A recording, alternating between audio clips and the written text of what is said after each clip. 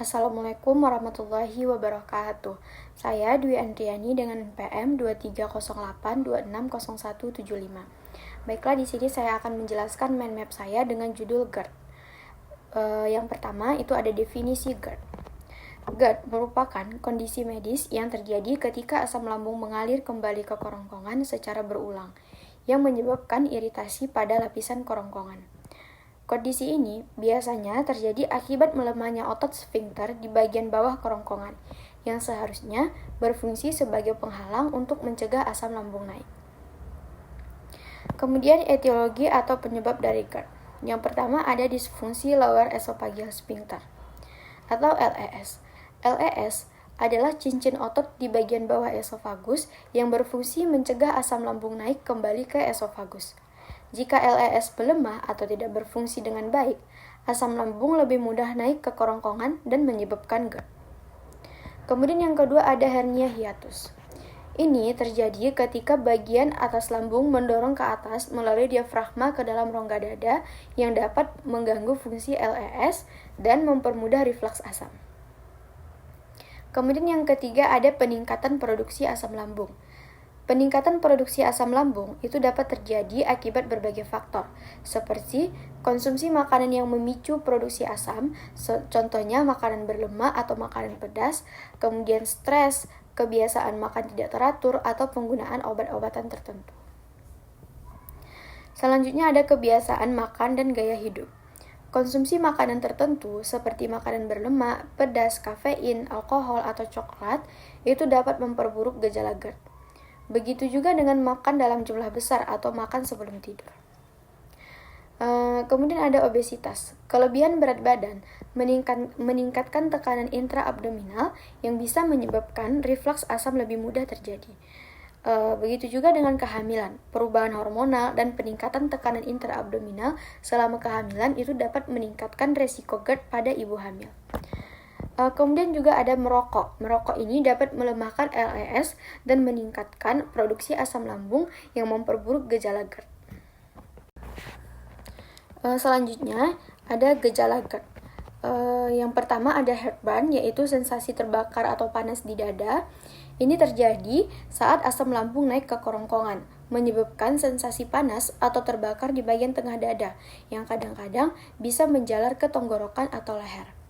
Biasanya ini terjadi setelah makan atau saat berbaring. Kemudian yang kedua ada regurgitasi, yaitu muntah kecil. Ini merupakan sensasi asam atau makanan yang kembali naik ke mulut. Ini bisa menyebabkan rasa pahit atau asam di mulut. Itu bisa terasa seperti ada makanan yang kembali ke tenggorokan setelah makan. Kemudian ada kesulitan menelan atau disfagia. Biasanya, penderita ini merasa seperti ada yang terhalang atau mengganjal di tenggorokan mereka saat menelan makanan atau cairan.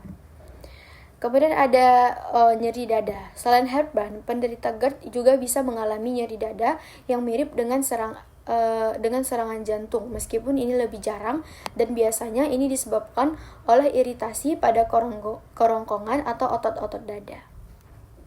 Ada beberapa waktu yang dapat membuat gejala GERD ini dapat memburuk, seperti saat berbaring atau tidur. Gejala GERD sering kali memburuk saat berbaring atau tidur, karena posisi tersebut memudahkan asam lambung untuk naik ke kerongkongan. Kemudian setelah makan dalam jumlah besar atau makan makanan tertentu yang memicu reflux, itu misalnya makanan yang pedas, berlemak, atau asam, itu dapat memperburuk gejala GERD. Selanjutnya patofisiologi dari GERD. GERD ini terjadi ketika asam lambung atau isi lambung naik ke esofagus, mengakibatkan iritasi dan peradangan pada mukosa esofagus. Penyebab utamanya adalah disfungsi lower esophageal sphincter yang seharusnya mencegah reflux asam. LES yang lemah atau terbuka secara abnormal memungkinkan asam lambung naik ke esofagus. Selain itu, gangguan motilitas esofagus atau pergerakan esofagus yang tidak normal juga berperan, yang mengurangi kemampuan untuk membersihkan reflux asam. Faktor lain yang berkontribusi termasuk peningkatan tekanan intraabdominal, misalnya akibat obesitas, produksi asam lambung berlebih, dan faktor lingkungan seperti makanan tertentu, merokok, atau obat-obatan. Paparan asam yang berulang menyebabkan peradangan atau esofagitis yang dapat berujung pada komplikasi serius seperti Barrett's esophagus atau perubahan sel yang meningkatkan risiko kanker esofagus. Selanjutnya, pemeriksaan pada GERD.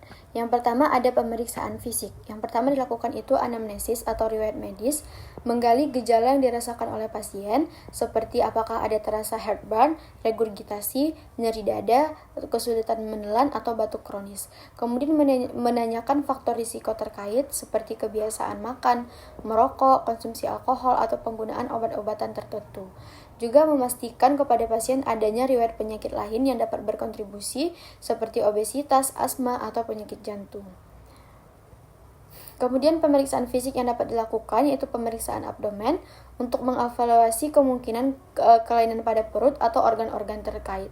Biasanya tidak ada temuan fisik yang signifikan untuk GERD, tetapi pemeriksaan ini penting dilakukan untuk mengesampingkan kondisi lain. Selanjutnya, pemeriksaan penunjang pada GERD. Pemeriksaan penunjang ini diperlukan untuk mengonfirmasi diagnosis GERD, mengevaluasi keparahan, dan mendeteksi komplikasi. Beberapa pemeriksaan yang umum dilakukan itu adalah yang pertama ada endoskopi gastrointestinal, pemeriksaan dengan menggunakan endoskopi untuk melihat langsung kondisi esofagus, lambung, dan duodenum. Endoskopi digunakan untuk mengevaluasi esofagitis, ulkus, atau perubahan sel. Nah, ini juga membantu menilai apakah ada komplikasi seperti perdarahan atau struktur itu penyempitan pada esofagus. Kemudian ada tes PPI yang bertujuan untuk melihat respon pasien terhadap obat penghambat asam lambung sehingga membantu untuk mendukung diagnosis GERD. Baiklah, selanjutnya untuk tata laksana GERD. Perubahan gaya hidup ini untuk yang non-farmako. Yang pertama, menghindari pemicu, hindari makanan atau minuman yang memperburuk gejala seperti makanan berlemak, pedas, coklat, kafein, alkohol, dan makanan asam seperti tomat atau jeruk. Kemudian makan dalam porsi kecil. Makan dengan porsi kecil dan lebih sering. Hindari makan besar yang dapat meningkatkan tekanan pada perut dan menyebabkan reflux. Kemudian menghindari makan sebelum tidur. Jangan makan dalam 2-3 jam sebelum tidur untuk memberi waktu bagi makanan untuk dicerna dan mencegah reflux. Selanjutnya ada untuk menurunkan berat badan. Pada pasien obesitas, penurunan berat badan itu dapat membantu mengurangi tekanan intraabdominal yang memperburuk reflux. Kemudian untuk farmakonya, ada golongan obat H2RA, fungsinya itu untuk menghambat produksi asam lambung dengan mengikat histamin pada reseptor H2 di sel parietal lambung. Contoh obatnya ranitidin, famotidin, dan nizatidin. Untuk indikasinya digunakan untuk gejala GERD ringan hingga sedang.